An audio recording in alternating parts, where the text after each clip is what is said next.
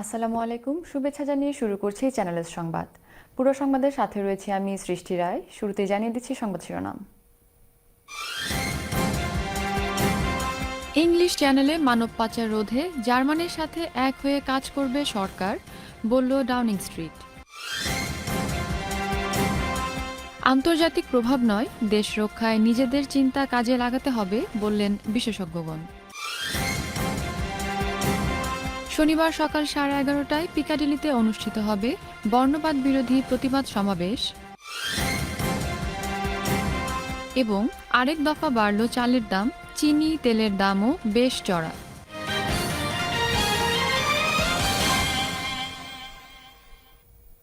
শুনছিলেন শিরোনাম, এবার বিস্তারিত সংবাদ। মানব পাচার চক্র ধ্বংসের জন্য সরকার জার্মানির সাথে এক হয়ে কাজ করবে বলে জানিয়েছে 10 ডাউনিং স্ট্রিট। ইংলিশ চ্যানেল পাড়ি দিতে অভিবাসন প্রত্যাশীরা যে ডিঙ্গি নৌকা ব্যবহার করে সেগুলোর ওয়্যার হাউস পশ্চিম জার্মানি। বিবিসির অনুসন্ধানে এমন তথ্য উঠে আসার পর লেবার সরকার পাচারকারীদের ধ্বংসে নতুন করে এ ঘোষণা দিল। তবে ওয়্যার হাউসগুলো ঠিক কোথায় অবস্থিত তা জানে না জার্মানির পুলিশও। পাচারকারীরা জানালো, গোপন স্থানে তাদের অনেকগুলো ওয়্যার হাউস রয়েছে। জাতিসংঘের হিসেব মতে চলতি বছর নৌকাযোগে ইংলিশ চ্যানেল পাড়ি দিতে গিয়ে নিহত হয়েছে 28,000 অভিবাসন প্রত্যাশী। বিস্তারিত ডেস্ক রিপোর্টে। বিভিন্ন দেশ থেকে পশ্চিম জার্মানিতে এসে জড়ো হয় অভিবাসন প্রত্যাশীরা। সেখান থেকে তাদের বড় একটি অংশকে ফ্রান্স হয়ে পাচার করা হয় ব্রিটেনে। পশ্চিম জার্মানি থেকে মানব পাচারে কাজ করে সিরিয়ার নাগরিক আবু জাহা। আবু জাহা দেখালো কিভাবে ছোট নৌকায় ব্যবহার করা হয় ইঞ্জিন, যার মাধ্যমে সমুদ্র পথে করা হয় মানব পাচার।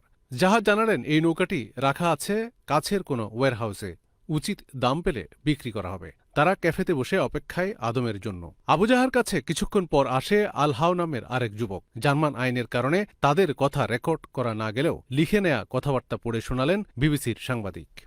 They tell me the equipment comes from Turkey. They have about 10 warehouses around Essen. Police raided one a few days ago, but they separate their stock and give bait to police. তথ্যমতে পাচারকারীরা তুরস্ক থেকে ছোট নৌকাগুলো নিয়ে আসে জার্মানে। নৌকাগুলো রাখা হয় মধ্যবর্তী স্থান এসেন্সে, যেখান থেকে ফ্রান্সের কেলি খুব বেশি দূরে নয়। ইউরোপীয় আইন অনুযায়ী অনুমতি ছাড়া কোনো মানুষকে অন্য দেশে পাঠানো দণ্ডনীয় অপরাধ। ফলে ফ্রান্স থেকে ব্রিটেনে ঝুঁকিপূর্ণ পথে মানব পাচারকারীদের বিরুদ্ধে গ্রেফতারি পরোয়ানা জারিও রয়েছে। The smuggler says one option. I can get you a boat. You will pay me 15,000 euros. You will get the boat with 60 life jackets and all the equipment. Guaranteed delivery to the Calais area. A video এবং কথাবার্তা মানব পাচারকারী চক্রের এক সদস্যের। নৌকাটি তৈরি কেলিতে, সেখান থেকেই ইংলিশ চ্যানেল হয়ে পাচার করা হবে অভিবাসন প্রত্যাশীদের। বিবিসির অনুসন্ধানী প্রতিবেদন প্রকাশ হওয়ার পর 10 ডাউনিং স্ট্রিট জানিয়েছে, বর্ডার ফোর্স এই চক্র নিধনে আরও জোরালো ভূমিকা রাখবে। অন্যদিকে জার্মান সরকার বলছে, এ বিষয়ে তাদের সাহায্যের হাত সবসময় প্রসারিত থাকবে। যদি তা করা সম্ভব না হয়, তাহলে আরও অসংখ্য প্রাণ অকালে ঝরে যাবে এই মানব পাচারকারীদের হাতে। Milton Rahman, channel S, news desk. অনলাইনে শিশু কিশোরদের যৌন নির্যাতন এবং 12 বছর বয়সী এক কিশোরীকে হত্যার দায়ে 26 বছর বয়সী আলেকজান্ডার ম্যাককার্টনি নামের এক ব্যক্তিকে 20 বছরের কারাদণ্ড দিয়েছেন বেলফাস্ট ক্রাউন কোর্ট। তার বিরুদ্ধে 185টি অভিযোগ আনা হয়েছে, যার মধ্যে অন্তত 85টি প্রতারণার অভিযোগ রয়েছে। আলেকজান্ডার এখন বিশ্বের একজন শীর্ষ অনলাইন শিশু নির্যাতনকারী। অনলাইনে তার হাতে নির্যাতনের শিকার হয়েছে 30টি দেশের প্রায় 3,500 শিশু কিশোর। You had little girls, sort of an average age of 10 to 12 years old, many times, being threatened in the most depraved way. When he got that first photograph from them, he actually had a pre-prepared threat saved in his phone, which he would cut and paste into the chat. His offending was round the clock. And it was difficult to know when he actually did anything else. His offending was on an industrial scale. McCartney's actions have directly caused the death of a child. He may as well have pulled the trigger himself. 5 আগস্টের পর বাংলাদেশ ঘিরে নড়ছে ভূ রাজনৈতিক কলকাঠি, বিশেষ করে ভারত এবং যুক্তরাষ্ট্র সরব বাংলাদেশের চলমান পরিস্থিতি নিয়ে। সাথে চীন এবং রাশিয়াও নিজেদের কৌশলগত ভূমিকায় রয়েছে। তবে বিশেষজ্ঞরা মনে করেন অন্য কোনো মোড়ল নয়, নিজেদের সংকট নিজেরা সমাধান করাই হবে মঙ্গল।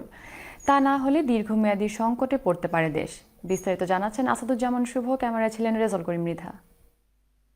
দেশে চলমান রাজনৈতিক টানাপোড়েনের মধ্যে আলোচনার অন্যতম বিষয় আন্তর্জাতিক প্রভাব। বাংলাদেশকে নিয়ে ভূ রাজনীতির খেলাও নতুন নয়, তবে 5 আগস্টের পর এই বিষয়টি আলোচনার তুঙ্গে। বলা হচ্ছে বাংলাদেশ ঘিরে যে আঞ্চলিক ভূ রাজনৈতিক খেলা চলছে তাতে জড়িত 3টি বৃহৎ শক্তি যুক্তরাষ্ট্র, চীন ও ভারত। ভূ রাজনীতির পাশাপাশি অর্থনৈতিক কারণেও বাংলাদেশের প্রতি বৈশ্বিক মনোযোগটা বেড়েছে। যুক্তরাষ্ট্র স্বাভাবিকভাবেই চায় বাংলাদেশ চীনের প্রভাব থেকে বেরিয়ে আসুক। যুক্তরাষ্ট্রের ইন্দো প্যাসিফিক রণকৌশল এবং কোয়াড সংগঠন চীনের প্রভাবকে সীমিত করার লক্ষ্যেই সৃষ্ট। সাম্প্রতিক সময়ে জুলাই গণঅভ্যুত্থানেও যুক্তরাষ্ট্রের প্রভাব রয়েছে বলে মনে করছেন অনেকে। পতিত সরকারের পক্ষ থেকে বলা হয় যে এটা আমেরিকার ষড়যন্ত্রের মাধ্যমে করা হয়েছে। এ কথা নিঃসন্দেহ বলা চলে যে আমেরিকার ব্লেসিংয়ে এটা হয়েছে এবং আমেরিকার সহযোগিতায় এই বর্তমান ইউনুস সরকার, যিনি নিজেও আমেরিকার বর্তমান সরকারের অনেক নেতৃস্থানীয় লোকের সঙ্গে সংযোগ রয়েছে, যে সর্প হইয়া দংশন করে, ওঝা হইয়া ঝাড়ে। অর্থাৎ যখন যারা তার স্বার্থর ব্যাপারে সাহায্য না করতে পারে তাদেরকে যেমন ডিসকার্ড করতেও তাদের বিন্দুমাত্র অসুবিধা হয় না, ঠিক তেমনিভাবে তারা নতুন সরকারকে বসানোর ব্যাপারে সাহায্য করতেও বিন্দুমাত্র দ্বিধা করে না। সম্প্রতি যুক্তরাষ্ট্র সবার আগে বাংলাদেশকে নির্বাচনে মনোনিবেশ করার তাগিদ দিয়েছে। পর্যবেক্ষকরা বলছেন বাংলাদেশের উচিত কারো তাবেদারিতে বিশ্বাস না করে নিজেদের চিন্তাকে কাজে লাগানো।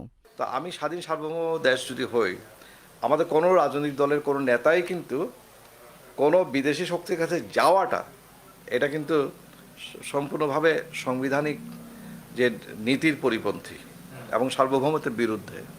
বাংলাদেশের পররাষ্ট্রনীতি হওয়া উচিত যে কোনো দেশের কোনো বৃহৎ শক্তির কোনো তাবেদারি আমরা করতে চাই না। আমরা স্বাধীন সার্বভৌম, সবার সাথে সুসম্পর্ক রাখবো। আমার অর্থনীতি, আমাদের দেশের স্টেবিলিটি, আমাদের দেশে কোনো ধরনের সন্ত্রাসবাদ সৃষ্টি হতে না পারে তার জন্য একটা আঞ্চলিক সম্পর্কের দরকার। সেক্ষেত্রে আমরা বিভিন্ন জোট এবং সব কিছু করবো আমাদের নিজেদের স্বার্থের কথা চিন্তা করে। আর আমি যদি কোনো দেশের এনিমি না হই, কোনো দেশ আমাকে এনিমি ভাববে না। বিশেষজ্ঞরা মনে করছেন আন্তর্জাতিক রাজনৈতিক এবং অর্থনীতি মিলিয়ে বাংলাদেশের যথেষ্ট সম্ভাবনা রয়েছে, ফলে পশ্চিমারা নিজেদের প্রভাব বিস্তার করার চেষ্টা করতেই পারে। তবে বিশিষ্টজনরা বলছেন বাংলাদেশের উচিত আঞ্চলিক সম্পর্ক জোরদার করা। এখন বাংলাদেশের মানুষও সচেতন, আমেরিকা চালাতে পারবে অথবা ইন্ডিয়া চালাতে পারবে এই পরিস্থিতি আর নাই। কোল্ড ওয়ারের পর থেকে মানে আমাদের যে আগে 2টা ব্লক ছিল, সোভিয়েত ব্লক এবং আমেরিকান ব্লক, এইটা ভেঙে যাওয়ার কারণে যে ব্যালেন্স অফ পাওয়ারটা বিশ্বতে যে ব্যালেন্স অফ পাওয়ারটা নষ্ট হয়েছে। আর আমি মনে করি বাংলাদেশ ব্রিক্সের সাথে থাকা উচিত, কারণ তখন যদি থাকে তাহলে অর্থনৈতিকভাবেও লাভবান হবে, শক্তিও থাকবে, বিশ্ব রাজনীতিতে বাংলাদেশের একটা শক্তিশালী থাকবে। 5 আগস্টের পর থেকে প্রতিবেশী ভারত, চীন, রাশিয়া এবং যুক্তরাষ্ট্র বাংলাদেশের বিষয়ে তাদের অবস্থান এবং সহায়তার বিষয়ে জানিয়েছেন নানানভাবে। কিন্তু বিশেষজ্ঞরা বলছেন ভূ রাজনৈতিক বিষয়ে ক্ষমতাসীনদের উচিত হবে সাবধানে চলা। আসাদুজ্জামান শুভ, চ্যানেল এস নিউজ, লন্ডন। উগ্র ডানপন্থী ব্রিটিশ রাজনীতিক টমি রবিনসনের ইসলাম বিদেশি মার্চ প্রতিরোধে শনিবার সকাল 11:30টায় পিকাডিলিতে আয়োজিত প্রতিবাদ সমাবেশে সকলকে অংশগ্রহণের আহ্বান জানানো হয়েছে।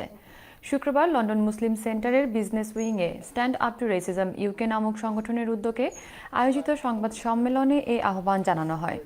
মুসলিম কমিউনিটি অ্যাসোসিয়েশন এমসি এর নির্বাহী পরিচালক দেলোয়ার খানের সঞ্চালনায় এতে বক্তব্য রাখেন স্ট্যান্ড আপ টু রেসিজম ইউকের joint secretary Weyman Bennett, MC এর president barrister Hamid Hossain Azad, greater Sylhet কাউন্সিলের chairperson barrister Ataur Rahman, Muslim ভয়েসের coordinator Mahfuz Nahid, Tower Hamlets stand up to রেসিজমের convener Sheila McGregor, anti racist campaigner Christine Shawcroft ও মার্টিন হাওয়ার্ড। সংবাদ সম্মেলনে শনিবার টমি রবিনসনের ডাকা বর্ণবাদ মার্চ রুখে দিতে কমিউনিটির সর্বস্তরের মানুষকে পিকাডিলির সমাবেশে অংশগ্রহণ নেওয়ার আহ্বান জানানো হয়েছে। বলা হয়, এই শহরে বর্ণবাদ ও ইসলাম বিদ্বেষের কোনো স্থান নেই। যারাই এখানে নৈরাজ্য সৃষ্টির পায়তারা করবে তাদেরকে কঠোর হস্তে দমন করা হবে। We're calling the demonstration because we want Muslim, black people, white people to take to the streets to keep the fascist and Islamophobe Tommy Robinson from dominating the news headlines that says that he wants to divide society. And we do not want parties like the National Front in France. Tommy Robinson fur right মুসলমানের এগেনস্টে তারা explicitly ক্যাম্পে তারার প্রতিরোধ করতে হইব। At the same time আমরা গভর্নমেন্টের লবি করতে হইব যে ল চেঞ্জ করার লাগে এবং মুসলিম রেসিজম যেটা ইসলামোফোবিয়া এটারে রেকগনাইজ করা। আপনারা জানেন যে একটা ডেফিনেশন আসিল, তারা এখন এটারে অ্যাপ্রুভ করছে না ফর্মালি।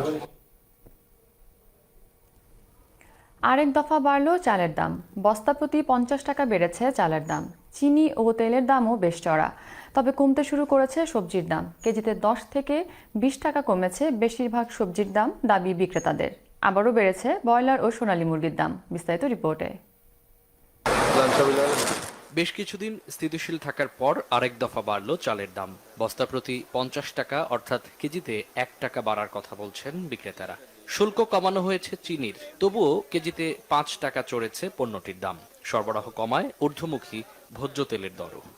গত সপ্তাহ থেকে এখন আমাদের মাল ঢুকছে 50 কেজিতে 50 টাকা বেশি করে মালের রেট বাড়তে আসছে। সব জিনিসের দাম বাড়ছে ভাই, চিনি আর তেল না। যেমন সবজি, যেমন কাঁচা জিনিসের দাম, যেমন মুদির দাম, সব জিনিসের দাম বাড়তি। মাছ বাজারে গেলে 1 কেজি কিনতাম, এখানে আধা কেজি কিনে। দাম বাড়ছে চিনি, দাম সরবরাহ কম তেলের, দাম বাড়ছে চাউলের। যে চিনি ছিল খোলা চিনি 125, এখন 135। প্যাকেট চিনি ছিল 130, এখন 135।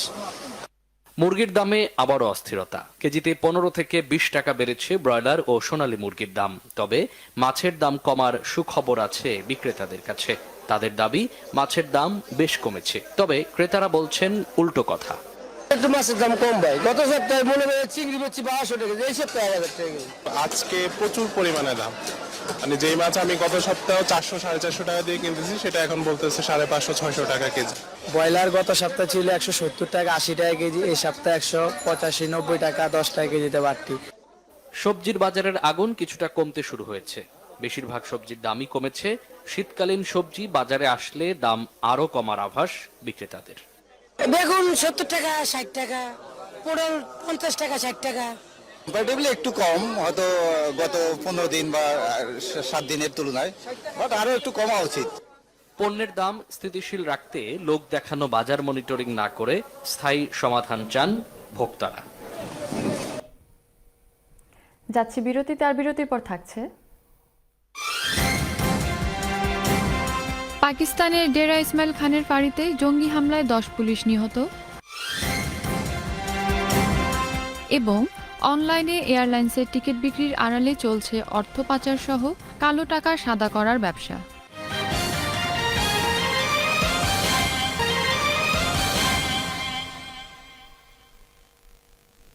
বিরতির পর স্বাগত সংবাদের বাকি অংশে। এবার আন্তর্জাতিক প্রসঙ্গ। পাকিস্তানের উত্তর পশ্চিমাঞ্চলীয় শহর ডেরা ইসমাইল খানের কাছে একটি ফাঁড়িতে জঙ্গি হামলায় অন্তত 10 সীমান্ত পুলিশ নিহত হয়েছে। ইসলামপন্থী জঙ্গি গোষ্ঠী তেহরিক-ই-তালেবান পাকিস্তান টিটিপি বৃহস্পতিবারের হামলার দায় স্বীকার করেছে। উত্তর পশ্চিমাঞ্চলীয় খায়বার পাখতুনখাওয়া প্রদেশের মুখ্যমন্ত্রী আলী ইয়ামিন খান গান্দাপুর শুক্রবার বিবৃতিতে হামলার বিষয়টি নিশ্চিত করে জানিয়ে এর নিন্দা করেছেন। দায় স্বীকার করে এক বিবৃতিতে তেহরিক-ই-তালেবান পাকিস্তান বলেছে, ঊর্ধ্বতন নেতা ওস্তাদ কুরেশির হত্যার প্রতিশোধ নিতেই এই হামলা চালানো হয়েছে। এদিকে আফগানিস্তানের সীমান্তবর্তী বাজর জেলায় এক গোয়েন্দা 2 আত্মঘাতী বোমা হামলাকারী সহ 9 জন নিহত হয়েছে বলে এক বিবৃতিতে জানিয়েছে পাকিস্তানের সামরিক বাহিনী। নতুন সীমান্ত চুক্তি মেনে সেনা সরানো শুরু করেছে চীন ও ভারত। 4 বছর আগে দুই দেশের সীমান্তে সেনাদের মধ্যে প্রাণঘাতী সংঘর্ষের পর এটি সম্পর্কের বরফ গলার সবচেয়ে বড় দৃষ্টান্ত। লাদাখের দেবসাং, ডেমচক এলাকা সহ বিভিন্ন সীমান্তবর্তী এলাকা থেকে সেনা সরানোর ব্যাপারে কয়েকদিন আগেই ভারত এবং চীন ঐক্যমতে পৌঁছেছে। সেই প্রক্রিয়াই এখন শুরু হয়েছে বলে শুক্রবার দুই দেশের পক্ষ থেকে জানানো হয়েছে। ভারত সরকার এক সূত্রে জানিয়েছে, দুই দেশের মুখোমুখি অবস্থানে থাকা সেনাদের সরানো হচ্ছে। এই মুহূর্তে দেবসাং ও ডেমচক এলাকা থেকে এই সেনাদের সরানো হচ্ছে। দেবসাং এবং ডেমচকের প্রকৃত নিয়ন্ত্রণ রেখা থেকে সেনা প্রত্যাহার প্রক্রিয়া শেষ করতে 1 সপ্তাহের মতো সময় লাগতে পারে। ফলে অক্টোবর মাসের শেষের মধ্যেই প্রকৃত নিয়ন্ত্রণ রেখার মুখোমুখি অবস্থান থেকে সেনা পিছানো এবং সেনা সংখ্যা কমানোর কাজ শেষ হবে। আবারও বাংলাদেশ প্রসঙ্গ। ঘূর্ণিঝড় দানা উপকূলীয় এলাকাগুলোতে বড় ধরনের প্রভাব না ফেললেও ক্ষয়ক্ষতি হয়েছে ঝালকাঠি, পটুয়াখালী সহ বিভিন্ন এলাকায়। ঝালকাঠির কাটালিয়ায় প্রায় 1 কিলোমিটার জায়গা জুড়ে ভেঙে গেছে বেড়িবাঁধ। বিধ্বস্ত হয়েছে বাড়িঘর সহ শিক্ষা প্রতিষ্ঠান। গাছ চাপা পড়ে মরেছে গবাদি পশু। ঝড়ের তীব্রতায় ক্ষতি হয় কয়েকটি স্কুল ও মাদ্রাসা ভবন। বিষখালী নদীর কাঠালিয়া লঞ্চঘাট এবং কচুয়া ফেরিঘাটি এলাকায় বেড়িবাঁধ ভেঙে তলিয়ে গেছে ফসলি জমি। এতে ব্যাপক ক্ষতি হয়েছে আমন ধান সহ শীতকালীন বিভিন্ন শাকসবজির। গাছ উপড়ে পড়ায় বিদ্যুৎ সংযোগ বিচ্ছিন্ন রয়েছে বিভিন্ন এলাকায়। পটুয়াখালীতেও ক্ষতি হয়েছে কাঁচা ঘরবাড়ি এবং গাছপালা।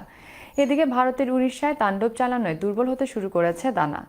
সমুদ্র বন্দরগুলোকে 3 নম্বর সতর্ক সংকেত দেখিয়ে যেতে বলেছে আবহাওয়া অফিস। নিরাপদ আশ্রয়ে থাকতে বলা হয়েছে গভীর সমুদ্রে থাকা মাছ ধরা নৌকা এবং ট্রলারগুলোকে।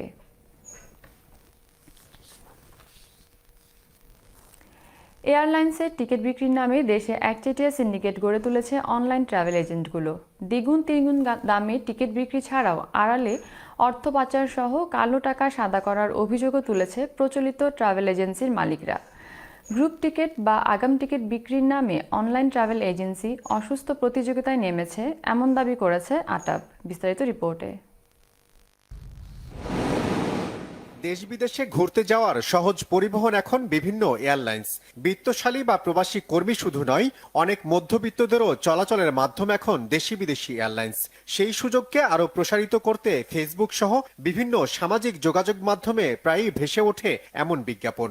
লোভনীয় এসব অফারের মাধ্যমে গ্রুপ টিকিট বিক্রিতে অসম প্রতিযোগিতার অভিযোগ প্রচলিত ট্রাভেল এজেন্টদের। এয়ারলাইন্সের পছন্দ অনুযায়ী তারা 4-5টা ট্রাভেল এজেন্সিকে এই গ্রুপ টিকিটটা, যেটা নাম ছাড়া, সেইটা তাদেরকে দিয়ে দিচ্ছেন। যে কারণে বাজারে কারো কাছে টিকিট না থাকলেও, সিট না থাকলেও ওই 4-5 জনের কাছে সিট পাওয়া যায়। তো এইখানে একটা বাজার মনোপলি তৈরি করা, সিন্ডিকেশন করা এবং একটা নেতিবাচক প্রভাব এই ট্রেডের মধ্যে পড়ে আসছে। ডিসকাউন্ট পাচ্ছেন 1000 টাকা, কিন্তু বাজারে আপনি 3000 টাকা ডিসকাউন্ট দিচ্ছেন। কিভাবে সম্ভব এটা? তাহলে আপনার এই আয়ের উৎসটা কোথায়? এইটাও খতিয়ে দেখা দরকার। আমরা বিভিন্ন সময় শুনেছি যে এখানে কালো টাকা সাদা করা হচ্ছে। ট্রাভেল এজেন্সি লাইসেন্স নিয়ে তো ব্যাংকের মতো টাকা কালেকশন করা যায় না। এটা কিন্তু বাংলাদেশে হচ্ছে, ওপেন অ্যাডভার্টাইজমেন্ট দিয়ে হচ্ছে, সরকারের চোখের সামনেই হচ্ছে। তবে ট্রাভেল এজেন্টদের এসব অভিযোগকে নিজেদের ব্যবসা কৌশল হিসেবেই দেখছেন অনলাইন ট্রাভেল এজেন্সিগুলো। প্রযুক্তির এই সময়ে যাত্রীরা সময় বাঁচিয়ে অনলাইনে টিকিট বিক্রিতেই বেশি স্বাচ্ছন্দ্য বোধ করছেন, এমন দাবি তাদের। This is a complete strategical part. মানে হায়ার ডিসকাউন্ট বা higher commission offer doesn't means it's a business loss. কারণ এখানে কিন্তু আসলে ব্যাক এন্ডে পুরোটা আসলে বিজনেস স্ট্র্যাটেজি এবং বিজনেস ক্যালকুলেশন আসলে ডিপেন্ড করে। বিজনেস মানুষ আসলে প্রফিটেবিলিটির জন্যই করে, আর business means all about numbers. So আমি আমার নাম্বার বাড়ানোর জন্য আমার যদি স্ট্র্যাটেজিক্যাল ক্যালকুলেশনটা যদি আমি ডিফারেন্ট অ্যাপ্রোচে যদি কাউকে আসলে অফার করি, দ্যাট ডাজন্ট মিনস আমি আসলে ব্লিড করতেছি। কারণ এন্ড কনজিউমারের কাছে কিন্তু আসলে সব সময় ডিসকাউন্ট ওয়ার্ডটাই কিন্তু হিট করে। এভিয়েশন ও পর্যটন বিশেষজ্ঞ কাজী ওয়াহিদুল আলম জানিয়েছেন, মুক্ত বাজার অর্থনীতিতে বাজার নিয়ন্ত্রণের সুযোগ কম। এই সুযোগে অসম প্রতিযোগিতা হচ্ছে। আনফেয়ার কম্পিটিশন করছি আমরা বাজারটাকে একটু আমরা এই স্যাচুরেট করে দেওয়ার জন্য, এবং এখন দেখা যায় যে প্রচুর পরিমাণে ট্রাভেল এজেন্সি কাজ করছে, এবং এটা ট্রাভেল এজেন্সি এখন মানে একদম গ্রামে গঞ্জে বিভিন্ন জায়গায় ছড়িয়ে ছিটিয়ে আছে। এবং এইটা যে শুধু ওটিএ করছে তা না, এটা কিন্তু কনভেনশনাল যারা ট্রাভেল এজেন্সি আছে তারা যে ডিসকাউন্টগুলো পায় সেটা তারা আবার শেয়ার করছে প্যাসেঞ্জারদের সাথে। এতে করে একটা মার্কেটে অসম একটা প্রতিযোগিতা আগে থেকে চলে আসছিল। প্রচলিত এজেন্সি হোক কিংবা ওটিএ, কোনো মাধ্যমেই যেন টিকিট কিনে যাত্রীরা প্রতারণার শিকার না হন তা নিশ্চিতে নীতিমালা জরুরি বলে মনে করেন বিশ্লেষকরা। কমিউনিটি প্রসঙ্গ। চ্যারিটি প্রতিষ্ঠান বিসমিল্লাহ ইউকের উদ্যোগে বৃহস্পতিবার ম্যানর পার্ক রয়্যাল রেজেন্সি হলে আয়োজিত হয় চ্যারিটি ডিনার। বাংলাদেশে বন্যায় ক্ষতিগ্রস্তদের সহায়তা করার লক্ষ্যে আয়োজিত অনুষ্ঠানে আরও জানানো হয়, সংগৃহীত অর্থ ঘরবাড়ি নির্মাণ, টিউবওয়েল স্থাপন, চোখের ছানি অপারেশন সহ সেবামূলক কাজে ব্যয় করা হবে। প্রতিষ্ঠানের জেনারেল সেক্রেটারি সায়েম রহমানের পরিচালনায় অনুষ্ঠানে উপস্থিত ছিলেন বিএনপির আন্তর্জাতিক বিষয়ক সম্পাদক মাহিদুর রহমান ও বিসমিল্লাহ ইউকে চ্যারিটির প্রতিষ্ঠাতা চেয়ারম্যান ফয়সাল আহমেদ আখন্দ, প্রতিষ্ঠাতা trustee Syed Atikul Hossain O trustee Alhaj M A Selim. আরও উপস্থিত ছিলেন রয়্যাল রেজেন্সি হলের মালিক আব্দুল রাজি, স্বেচ্ছাসেবক দলের সভাপতি নাসির আহমেদ শাহিন। প্রবাসীদের স্বার্থ রক্ষায় ও কল্যাণে কাজ করবে কেরানীগঞ্জ প্রবাসী কল্যাণ সমিতি। আগামীতে এই সমিতির থেকে ইতালির পার্লামেন্ট নির্বাচনে অংশগ্রহণ করবে মতবিনিময় সভায় এমন প্রত্যাশার কথা জানালেন কেরানীগঞ্জ প্রবাসীরা। ইতালির রোম থেকে আমাদের প্রতিনিধি মিনাজ হোসেনের রিপোর্টে বিস্তারিত। প্রবাসীদের কল্যাণমূলক কাজ করার উদ্দেশ্যে কেরানীগঞ্জ প্রবাসী কল্যাণ সমিতি রোম ইতালি গঠনকল্পে মার্কনি এবং মন্তেভের্দে প্রবাসীদের আয়োজনে আহ্বায়ক কমিটির সাথে মতবিনিময় সভা অনুষ্ঠিত হয়েছে। কেরানীগঞ্জ প্রবাসী কল্যাণ সমিতির একমাত্র আঞ্চলিক সংগঠন হিসেবে রোমে বিভিন্ন স্থানে 5টি মতবিনিময় সভা করে ইতিমধ্যে আলোড়ন সৃষ্টি করেছে। মতবিনিময় সভায় মোহাম্মদ আলী ভুইয়ার সভাপতিত্বে এবং যুগ্ম আহ্বায়ক রইসুদ্দিন রাকিব ও সাইদুল মাসুদের যৌথ সঞ্চালনায় বক্তব্য রাখেন কেরানীগঞ্জ প্রবাসী কল্যাণ সমিতি রোম ইতালির আহ্বায়ক আবুল কালাম সাইমন, সদস্য সচিব সামির হোসেন সাদেক এবং যুগ্ম আহ্বায়ক নূর আলম, জীবন উদ্দিন, জাহিদ হাসান, সালাউদ্দিন, মানিক মিয়া, মোহাম্মদ ওবায়েদ, ফরহাদ মিয়া, কামরুজ্জামান, সদস্য নাসির খান, জয়রাজ। মত বিনিময় সভায় আহ্বায়ক আবুল কালাম সাইমন বলেন, আগামী কয়েক সপ্তাহের মধ্যে সকলের কাঙ্ক্ষিত কেরানীগঞ্জ প্রবাসী কল্যাণ সমিতি ইতালির কার্যকরী কমিটির আংশিক কমিটি ঘোষণা করা হবে। এ সময় সামাজিক ব্যক্তিত্ব জসিমউদ্দিন সহ বক্তব্য রাখেন বাবুল, সবুজ, আমিন, স্বপন, মকবুল, মাজহারুল, ফারুক, জহির, গাজী, মাসুম, আলামিন, জান্নাতুল এবং সালাউদ্দিন সহ আরো অনেকেই। বক্তারা বলেন, এই সংগঠন আগামী প্রজন্মের কাছে কেরানীগঞ্জ প্রবাসীদের পরিচিতি বহন করবে। আগামীতে স্বচ্ছতার মধ্য দিয়ে ঐক্যবদ্ধ হয়ে কেরানীগঞ্জ প্রবাসী কল্যাণ সমিতি মানবিক সংগঠন হিসেবে গড়ে তোলা হবে। পাশাপাশি নির্দলীয় এবং অরাজনৈতিক এই সংগঠন প্রবাসীদের দিবে কর্মসংস্থানের নিশ্চয়তা। এছাড়াও প্রবাসীদের সমস্যা সমাধানের কাজ করার পাশাপাশি ইতালিতে বাংলা কৃষ্টি সংস্কৃতি ছড়িয়ে দিবে। সংগঠনের উদ্যোক্তারা প্রত্যাশা করেন, অধিকার আদায়ের লক্ষ্যে এই সংগঠন থেকে আগামীতে ইতালির পার্লামেন্টে যাওয়ার স্বপ্ন পূরণ করবে। ইতালির রোম থেকে Minaj Hossain, channel S news. London Bangla বইমেলা সাহিত্য সংস্কৃতির উৎসবের প্রস্তুতি সভা বৃহস্পতিবার পূর্ব লন্ডনের উডহ্যাম গার্ডেনে বইমেলার প্রধান সমন্বয়ক গোলাম মোস্তফার সভাপতিত্বে অনুষ্ঠিত হয়। সভায় বক্তব্য রাখেন কবি মুজিবুল হক মনি, কবি ফয়জুর রহমান, কবি হাফসা ইসলাম, শিল্পী হীরা কাঞ্চন হীরক ও দিলরুবা ইয়াসমিন রুহি। সভায় 9 ও 10 নভেম্বর টাওয়ার হ্যামলেটস টাউন হলে বইমেলা অনুষ্ঠিত হবে বলে জানানো হয়েছে।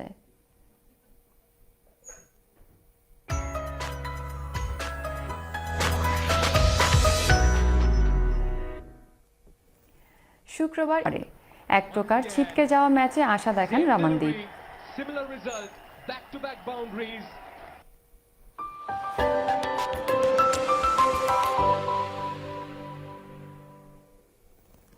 শনিবার ইংল্যান্ডে শৈত্যপ্রবাহ বিরাজ করবে। সর্বোচ্চ তাপমাত্রা 12 ডিগ্রি এবং সর্বনিম্ন তাপমাত্রা থাকবে 8 ডিগ্রি সেলসিয়াস। ওয়েলসেও শৈত্যপ্রবাহ বিরাজমান থাকবে। তাপমাত্রা 11 থেকে 6 ডিগ্রি সেলসিয়াসে ওঠানামা করবে। স্কটল্যান্ডের আবহাওয়া শীতল থাকবে। সর্বোচ্চ তাপমাত্রা 10 এবং সর্বনিম্ন তাপমাত্রা থাকবে 8 ডিগ্রি সেলসিয়াস। এবার দেখে নিন ব্রিটেন সহ বিশ্বের বিভিন্ন দেশের গুরুত্বপূর্ণ কয়েকটি শহরের শনিবারের সম্ভাব্য তাপমাত্রা।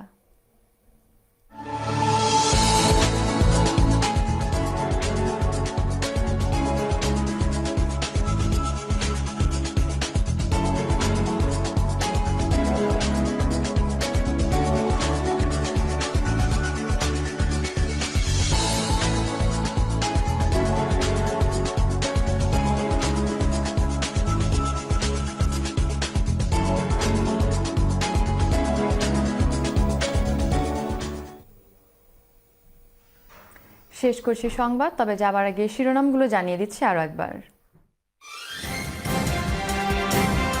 ইংলিশ চ্যানেলে মানব পাচার রোধে জার্মানির সাথে এক হয়ে কাজ করবে সরকার, বলল ডাউনিং স্ট্রিট। আন্তর্জাতিক প্রভাব নয়, দেশ রক্ষায় নিজেদের চিন্তা কাজে লাগাতে হবে বললেন বিশেষজ্ঞগণ। শনিবার সকাল 11:30টায় পিকাডিলিতে অনুষ্ঠিত হবে বর্ণবাদ বিরোধী প্রতিবাদ সমাবেশ এবং আরেক দফা বাড়ল চালের দাম, চিনি তেলের দামও বেশ চড়া।